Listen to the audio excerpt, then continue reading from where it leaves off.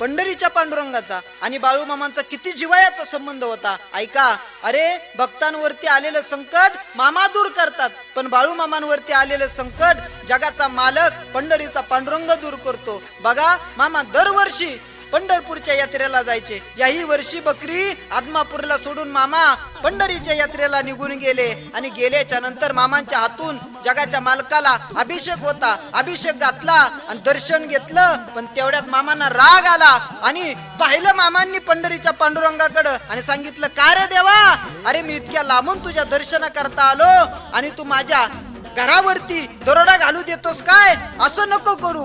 लोकांना काही समजा नाही. ती भक्त मंडळी होती मामांबरोबर आलेली, त्यांना काहीच समजना मामा असं का बोलतात. पण काही दिवसानंतर यात्रा संपली आणि पुन्हा सर्व भक्त मंडळींबरोबर मामा आदमापूरला गेले तळावरती. पण तळावरती गेल्याच्या नंतर मेंढक्यांनी सांगितलं, मामा मामा तुम्ही जेव्हा पंढरपूरला गेलेला ना, त्या दिवशी त्या रात्री चोरटे आले, दरोडेखोर आले, किमती माल आणि बकऱ्या चोरून चालवलेल्या. पण तेवढ्यात चमत्कार असा झाला मामा, कुठून तरी एखादा महाभयंकर सर्प आला आणि तो सर्प त्या चोरट्यांच्या मागे लागला. त्या चोरट्यांनी किमती माल आणि बकऱ्या जागेवरती सोडून निघून गेले.